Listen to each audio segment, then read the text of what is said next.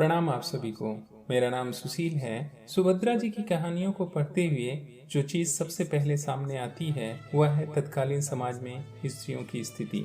आइए ऐसी ही एक कहानी आहुति आज आपको सुनाता हूँ। जनाने अस्पताल के पर्दा वार्ड में दो स्त्रियों को एक ही दिन बच्चे हुए।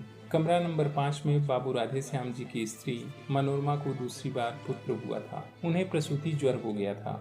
उनकी अवस्था चिंताजनक थी। वे मृत्यु की घड़ियां गिन रही थीं। कमरा नंबर 6 में कुंतला की मां के 7वां बच्चा लड़की हुई थी। माँ बेटी दोनों स्वस्थ और प्रसन्न थीं। घर में कोई बड़ा आदमी न होने के कारण माँ की देखभाल कुंतला ही करती थी। उसके पिता एक दफ्तर में नौकरी करते थे। उन्हें पत्नी की देखभाल करने की फुर्सत ही कहाँ थी। पंडित राधे श्याम जी एडवोकेट अपनी माँ और कई नौकरों के रहते हुए भी पत्नी को छोड़कर कहीं न जाते थे। 10 दिन के बाद कुंतला की मां पूर्ण स्वस्थ होकर बच्ची समेत अपने घर चली गई और उसी दिन राधे श्याम जी की स्त्री का देहांत हो गया। अपने नवजात शिशु को लेकर वे भी घर आए, किंतु पत्नी विहीन घर उन्हें जंगल से भी अधिक सूना मालूम हो रहा था।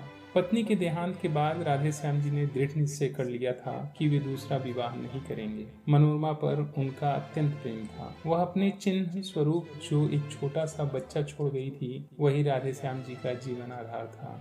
वे कहते थे कि इसी को देखकर और मनोरमा की मूर्ति की पूजा करते हुए ही अपने जीवन के शेष दिन बिता देंगे। जिस हृदय मंदिर में वे एक बार मनोरमा की पवित्र मूर्ति की स्थापना कर चुके थे, वहां पर किसी दूसरी प्रतिमा को स्थापित नहीं कर सकते थे। घर से उन्हें विरक्ति सी हो गई थी। भीतर वे बहुत कम आते, अधिकतर बाहर बैठक में ही रहा करते। घर में आते ही वहाँ की एक एक वस्तु उन्हें मनोरमा की स्मृति दिलाती। उनका हृदय विचलित हो जाता। जिस कमरे में मनोरमा रहा करती थी उसमें सदा ताला पड़ा रहता।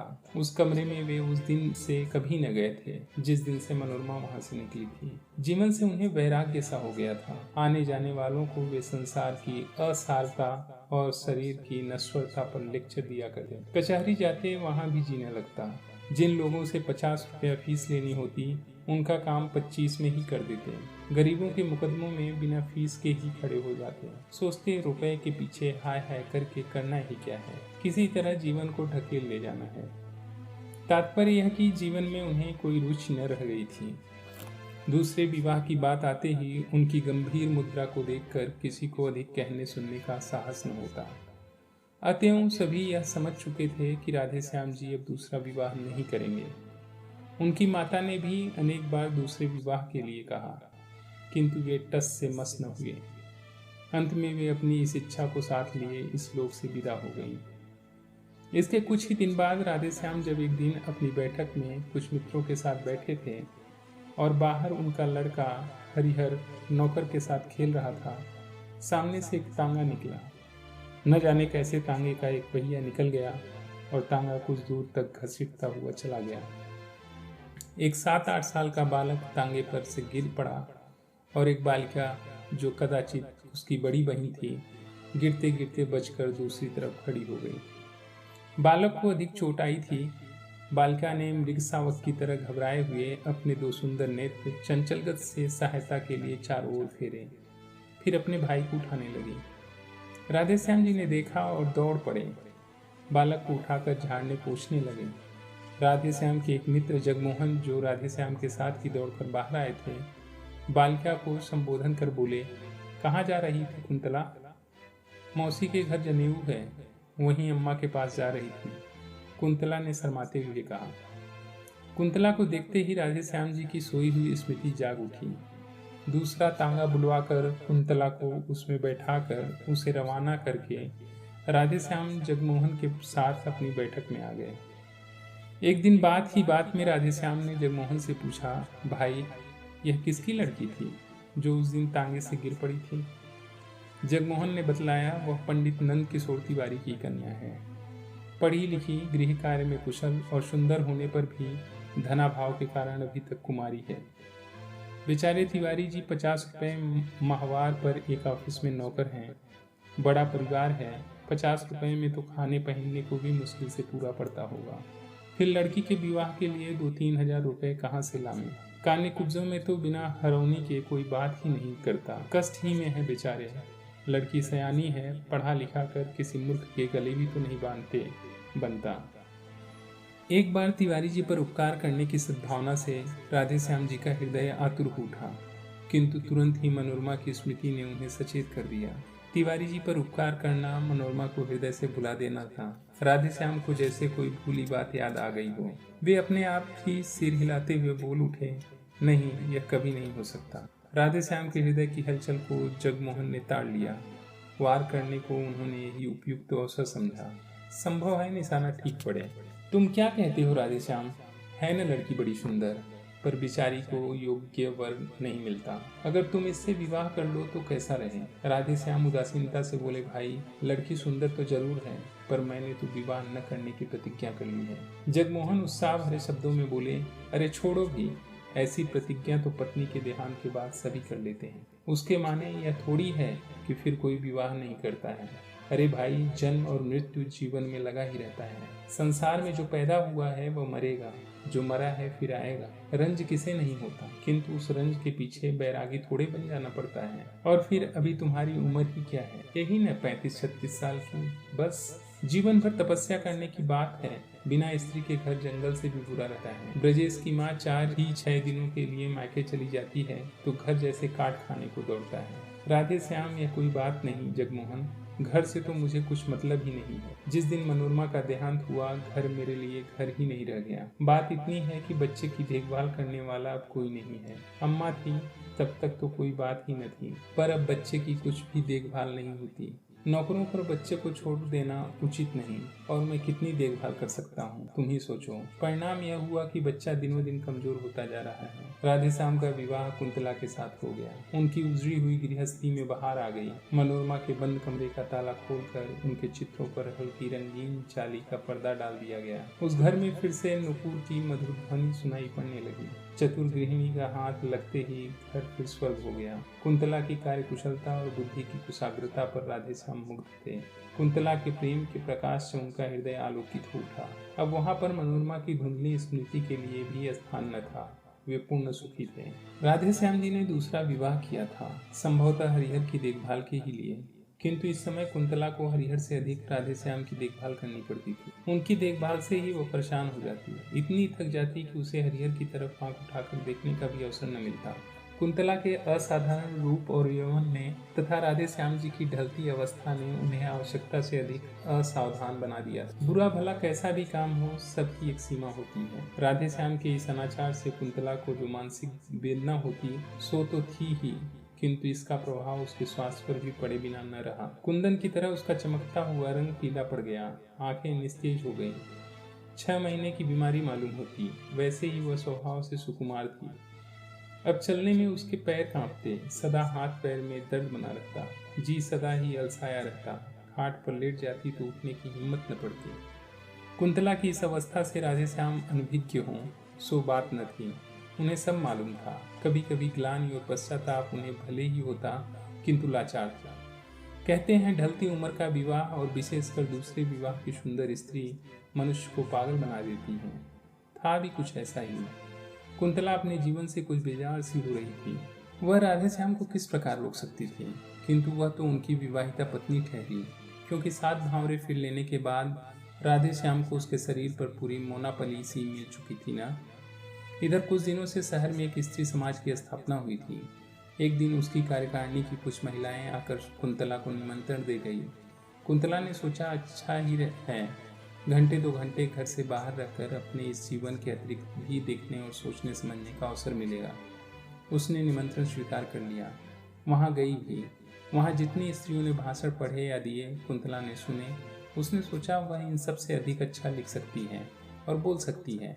घर आकर उसने भी एक लेख लिखा।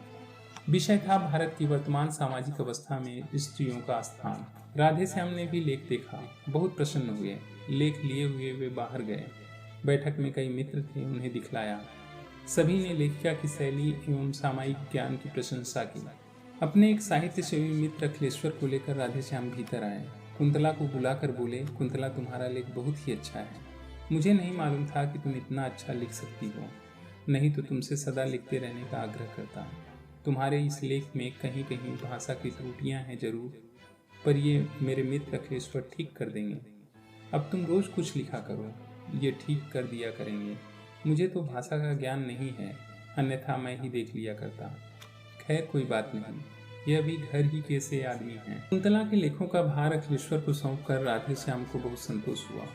कुंतला को अब एक ऐसा साथी मिला था जिसकी आवश्यकता वह बहुत दिनों से कर रही थी, जो उसे घरेलू जीवन के अतिरिक्त और भी बहुत सी उपयोगी बातें बता सकता था, जो उसे अच्छे से अच्छे लेखकों और कवियों की कृतियों का रसास्वादन करा के साहित्यिक जगत की सैर करा सकता था।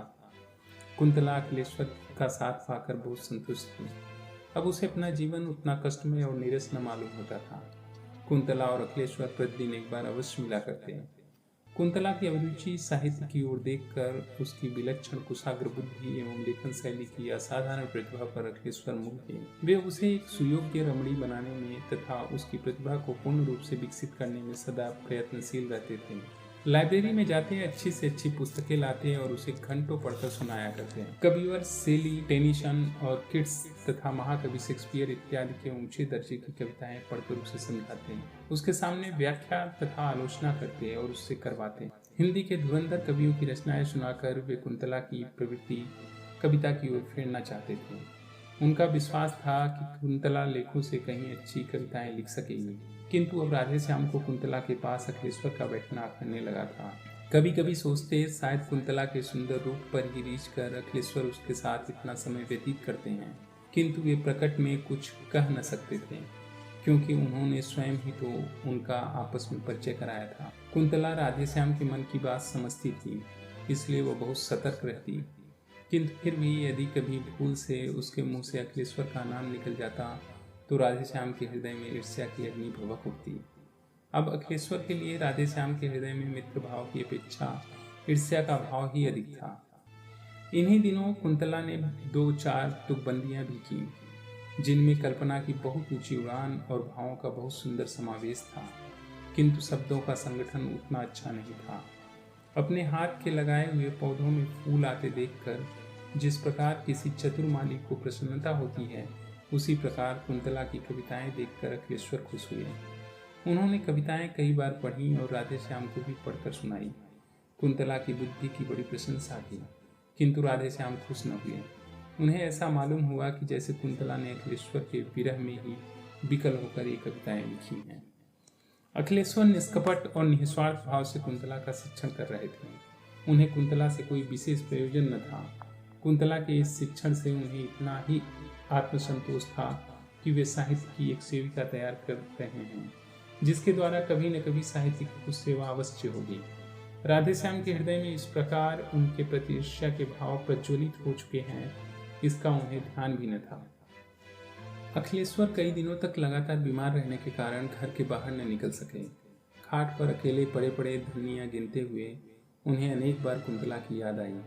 कई बार उन्होंने सोचा कि उसे बुलवा भेजें, फिर जाने क्या आगा पीछा सोचकर वे कुंतला को न बुला सके। इधर कई दिनों से अखिलेश्वर का कुछ भी समाचार न पाकर कुंतला भी उनके लिए उत्सुक थी। वह बार बार सोचती एकाएक इस प्रकार आना क्यों बंद कर दिया, क्या बात हो गई, किंतु वह अखिलेश्वर के विषय में राधे श्याम से कुछ पूछते हुए डरती थी। इसी बीच एक दिन कुंतला की माँ ने कुंतला को बुलवा भेजा। राधे श्याम कुंतला से यह कहकर कि जब तांगा आवे तुम चली जाना, कचहरी चले गए। कुंतला माँ के घर जाकर जब वहाँ से 3 बजे लौट रही थी तो उसे रास्ते में हाथ में दवा की शीशी लिए हुए अखिलेश्वर का नौकर मिला। नौकर से मालूम करके ही कि अखिलेश्वर बीमार हैं, कई दिनों तक तेज बुखार रहा है, अब भी कई दिन घर से बाहर न निकल सकेंगे, कुंतला अपने को रोक न सकी। क्षण भर के लिए अखिलेश्वर से मिलने के लिए उसका हृदय व्याकुल हो उठा। अखिलेश्वर के मकान के सामने पहुंचते ही तांगा रुकवा कर वह अंदर चली गई। साथ में उसकी छोटी बहन भी थी। अचानक कुंतला को अपने कमरे में देखकर अखिलेश्वर को विस्मय और आनंद दोनों ही हुए। अपनी खाट के पास ही कुंतला को बैठने के लिए कुर्सी देकर वे स्वयं उठकर खाट पर बैठ गए। बोले, कुंतला तुम कैसे आ गई? इस बीमारी में तो मैंने तुम्हारी बहुत याद की। इसी समय राधे श्याम जी ने कमरे में प्रवेश किया। कुंतला कुछ भी न बोल पाई। राधे श्याम को देखते ही अखिलेश्वर ने कहा, आओ भाई राधे श्याम, आज कुंतला आई तो तुम भी आए, वरना आज 8 दिन से बीमार पड़ा हूँ। रोज ही तुम्हारी याद करता था, पर तुम लोग कभी न आए। फिर घड़ी की ओर देखकर बोले, आज 3 ही बजे कचहरी से कैसे लौट आए? राधे श्याम ने रुखाई से उत्तर दिया, कोई काम नहीं था इसलिए चला आया। फिर पत्नी की ओर मुड़कर बोले, चलो चलती हो? मैं तो जाता हूँ। अखिलेश्वर ने बहुत रोकना चाहा पर वे न रुके, चले ही गए। उनके पीछे पीछे कुंतला भी चली। जाते जाते उसने अखिलेश्वर पर एक ऐसी मार्मिक दृष्टि डाली जिसमें न जाने कितनी करुणा, कितनी विवशता, कितनी कातरता और कितनी दीनता थी। कुंतला चली गई, किंतु उसकी इस करुण दृश्य से अखिलेश्वर की आंखें खुल गईं।